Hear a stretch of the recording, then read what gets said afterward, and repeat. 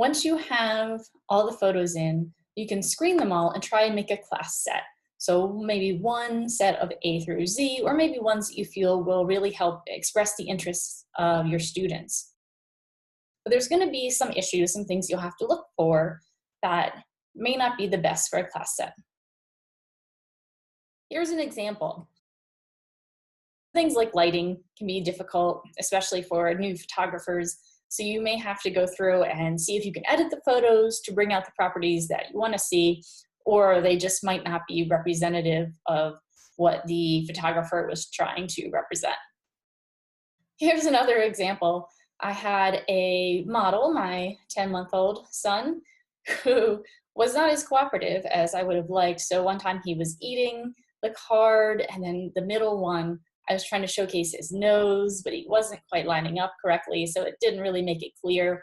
One thing I could do is I could go with an editing tool and maybe circle his nose, and that would make it a little bit more clear to the meaning. And then the other one, I was trying to get a photo of his arm, and he kept moving around the card where you could barely see it and got pretty blurry. Here's another one. There's nothing wrong with this one, but you may have to think about the needs of your classroom.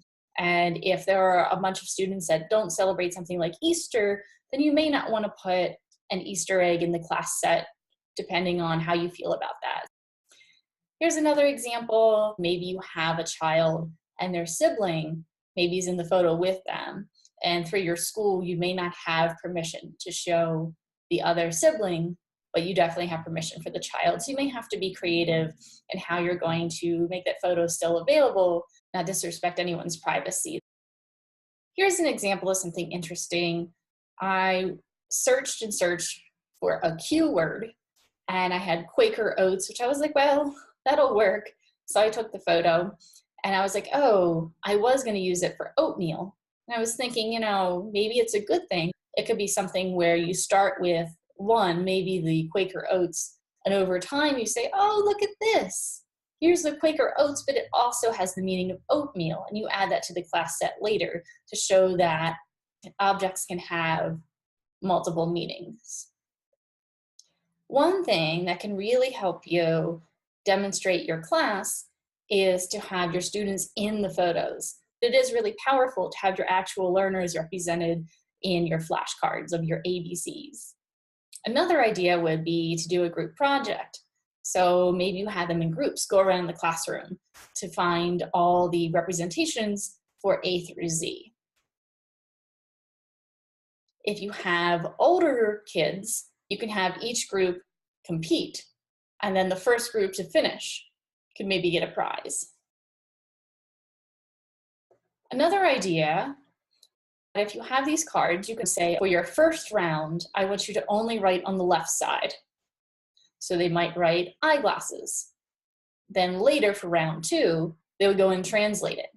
So then you have more of a multilingual approach that can help them really explore multiple meanings with different languages. If you happen to have an alphabet in your classroom, you can then take the cards or the photos that you've printed of the alphabet activity, and you can put them underneath the letters and maybe even have clips or some way that they can stack them and move them to where they belong and sort them to really work with the material.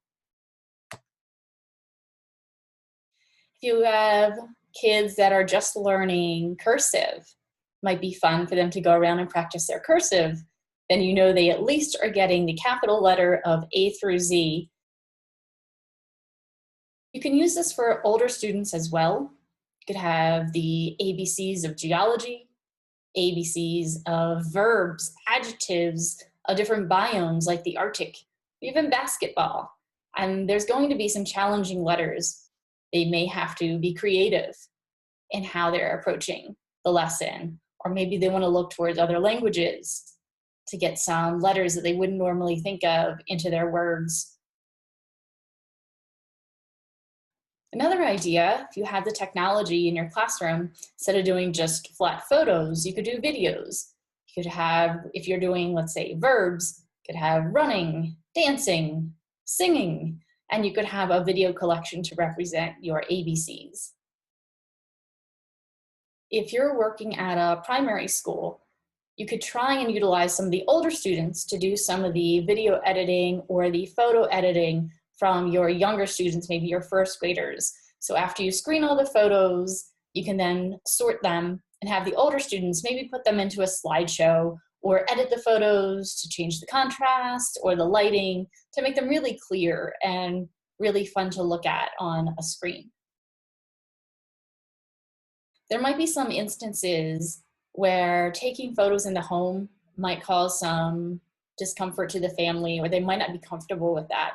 So you might want to say you could take photos at home or at a public place like a park or a restaurant or a library, just to give them other options so they don't feel like they could be taking photos in an area that might not be good for their family.